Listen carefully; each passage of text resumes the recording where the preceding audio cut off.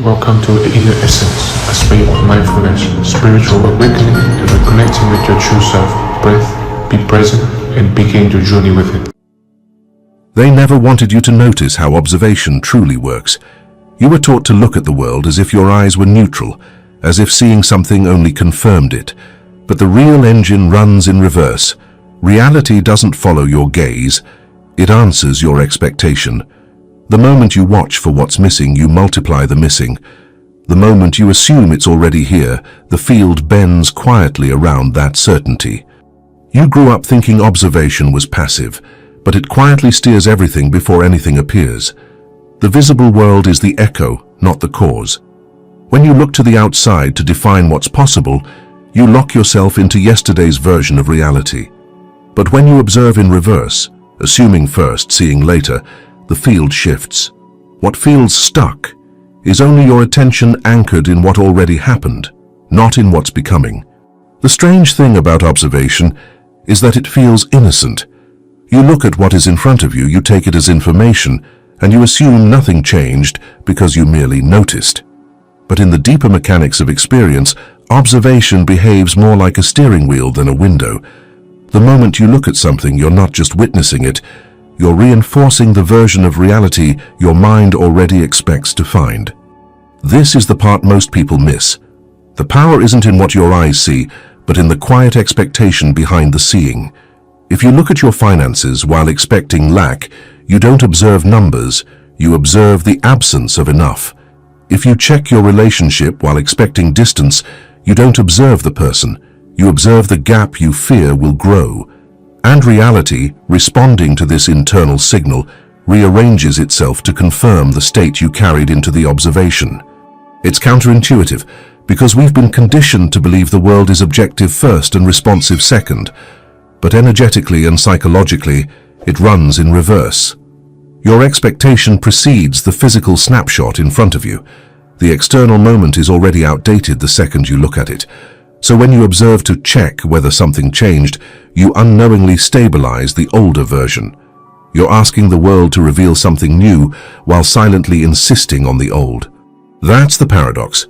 Observing reality from a state of wanting guarantees that the wanting persists.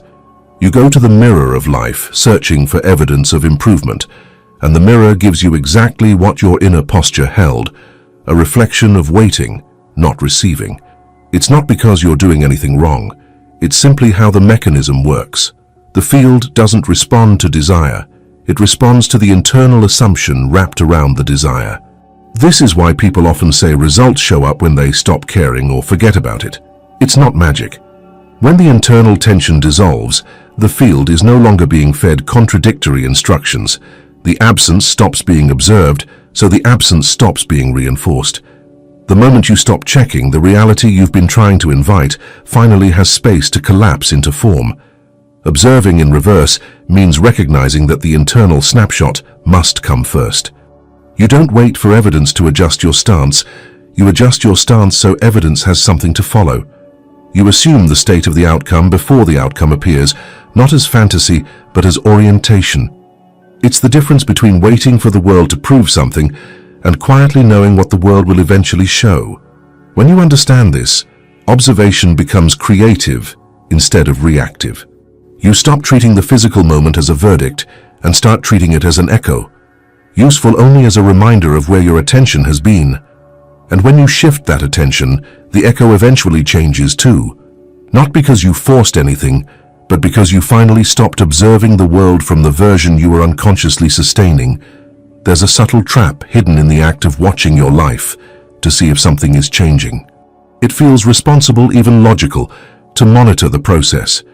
You set an intention, you take a breath, and then you begin checking for signs. You look at your phone to see if the message arrived, you revisit your bank balance, you replay a conversation to analyze whether it meant progress. But every one of these small inspections sends out the same underlying signal. Nothing has shifted yet. And because the field responds to the signal rather than the hope behind it, the shift stays suspended. Observation in the conventional sense becomes interference. The moment you check, you interrupt the natural momentum of what is trying to unfold. Not because the universe withholds anything, but because your state collapses back into the old pattern you were trying to move beyond. You try to stay open, yet your attention circles the absence. You try to stay confident, yet your mind asks for proof. This tension is microscopic, but powerful. It anchors the desired outcome into limbo. Imagine planting a seed and digging it up every morning to see if it sprouted. The intention is care, but the effect is delay. You never allow the invisible work to gather strength. In human terms, the same dynamic plays out every time you look for a sign that confirms your desire is coming. You're not checking the seed, you're interrupting it. Manifestation requires an internal continuity of state, and observation breaks that continuity because the nervous system switches from knowing to verifying. This is why letting go accelerates things, though the phrase is often misunderstood. Letting go doesn't mean abandoning the desire. It means releasing the compulsive scanning that keeps you tied to the version of reality where the desire hasn't arrived. To let go is to stop measuring the gap. It's a quiet exhale that frees your expectation from constant evaluation. When you stop observing for signs, your internal state stabilizes. Without the friction of doubt, the field can finally align with the assumption you set at the beginning. Letting go works because it allows coherence to form. When you're not busy checking whether the outcome has materialized, you naturally return to the feeling of completion. Your attention softens, your body releases the subtle vigilance, and your mind stops rehearsing scenarios about what could go wrong. In that ease, the original intention becomes clean again. The absence stops being fed. The desire no longer has to fight against the magnetic pull of your monitoring. Most people think their desire is delayed because something external is missing. In reality, the delay happens internally, in the constant oscillation between wanting and checking. The world mirrors that oscillation precisely. When you observe too soon or too often, your attention keeps resetting the timeline to zero. When you stop interfering, the unseen processes you initiated finally converge. There is a delay built into physical reality that most people never question. You look at what's in front of you and assume it is the present moment, but it isn't. It's the aftermath of countless assumptions, emotional patterns, and micro-decisions you made earlier without noticing. The physical world is always a rendered image of your previous state. By the time you can see it, it's already old. So when you treat what you see as your reference point, you unknowingly make yesterday the architect of tomorrow. This is why changing your life feels slow when you rely on visible proof.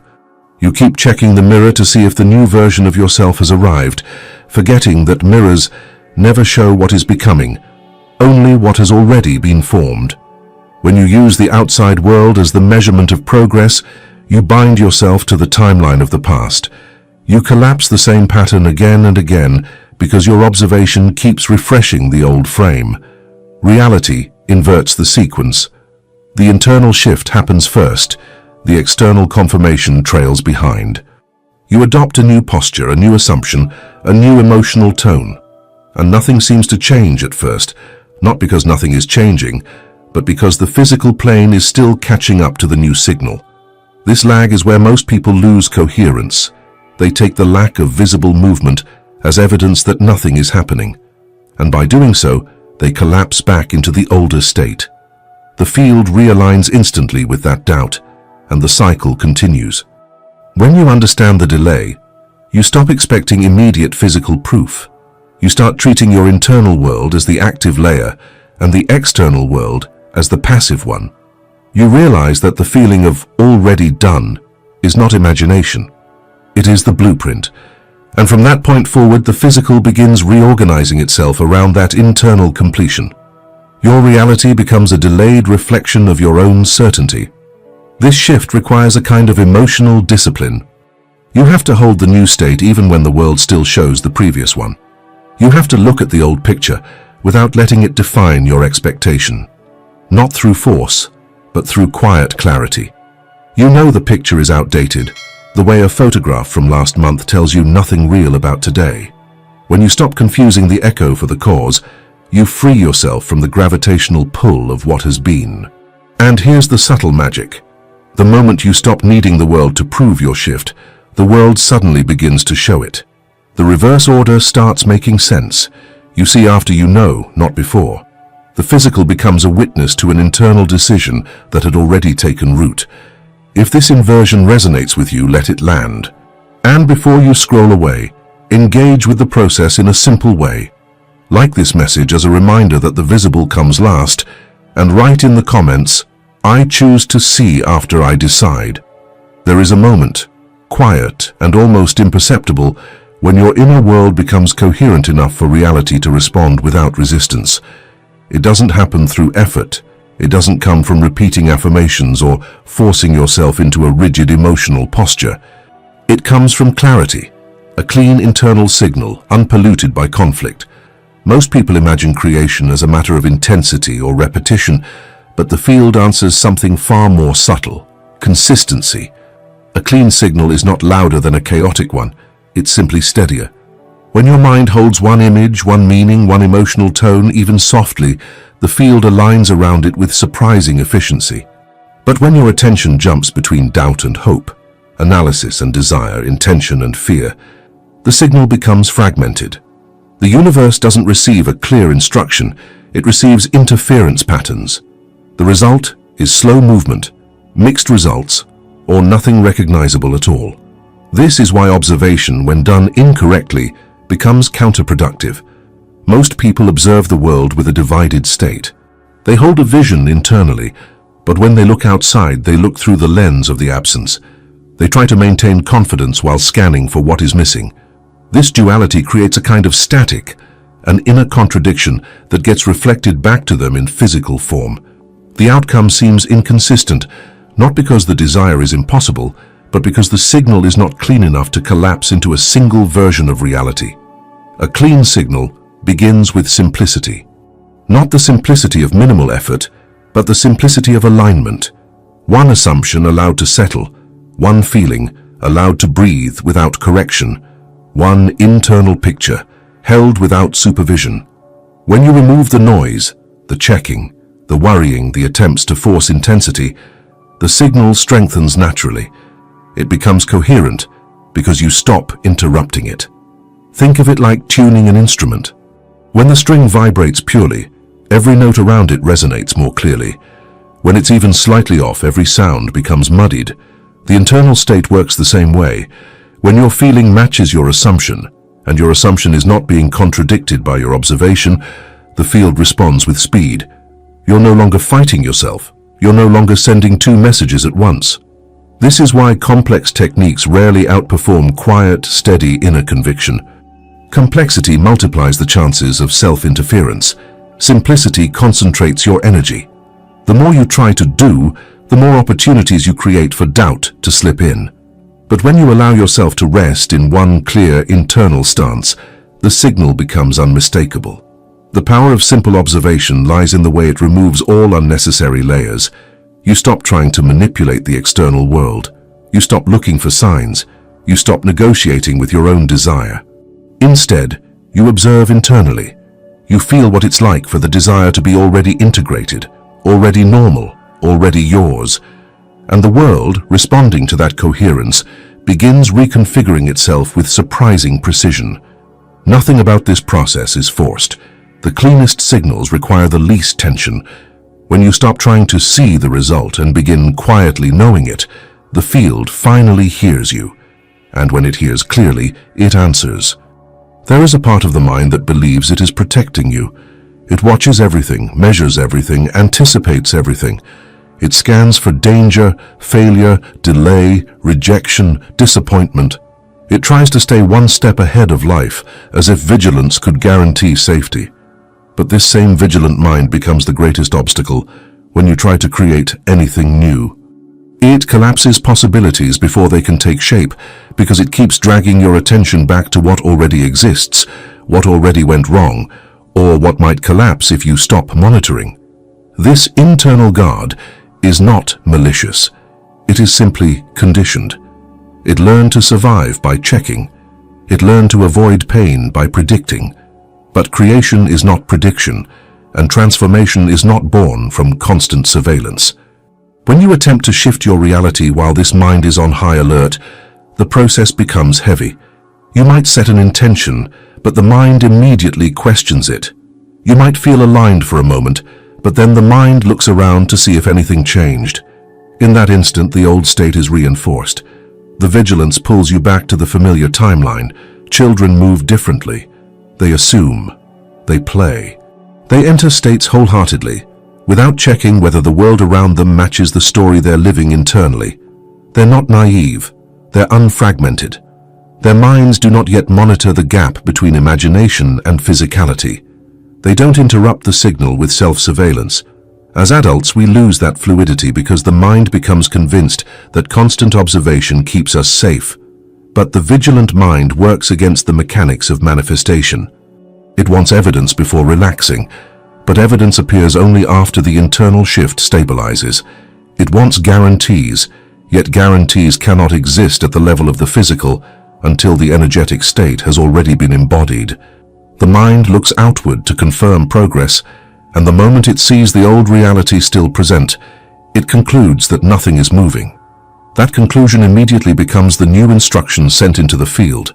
You can feel this mechanism in your body. The vigilant mind produces tension, subtle tightening in the chest or jaw, a quickened pace of thought. It demands clarity prematurely, insisting that the world should reveal the result before the state is ready. When this vigilance is active, even your desires start to feel like tasks. The joy of imagining becomes overshadowed by the pressure to verify.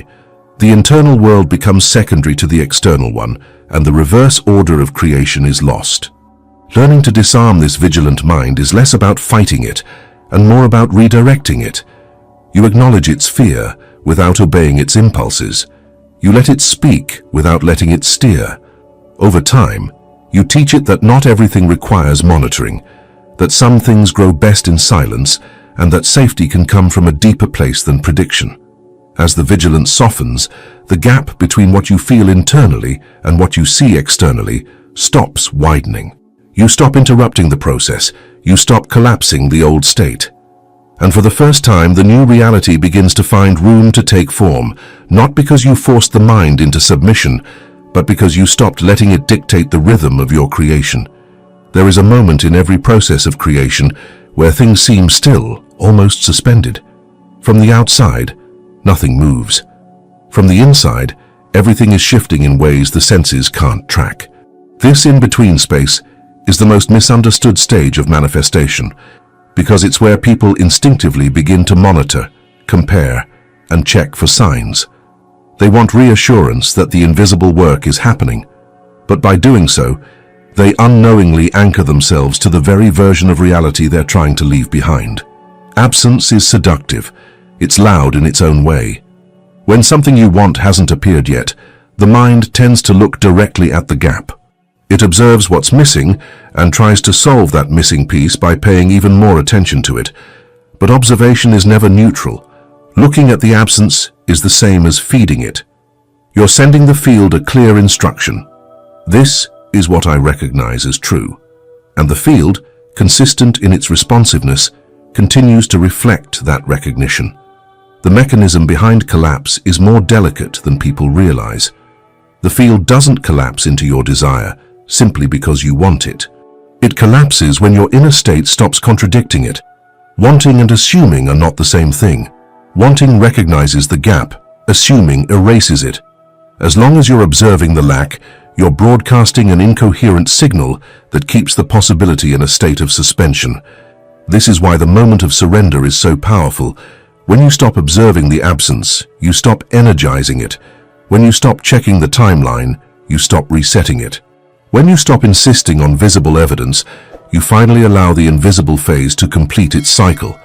Letting go doesn't speed up the process in a magical sense. It simply removes the interference that was slowing it down. You can feel the shift internally. When you're still tied to the absence, there's a subtle tightness in your awareness, a leaning forward, a monitoring posture. It feels like waiting. But when you stop observing the lack, there's a release, a small internal exhale. Your attention no longer clings to what hasn't happened. It rests in a state that doesn't demand confirmation. In that quietness, the new pattern becomes coherent enough to collapse into matter.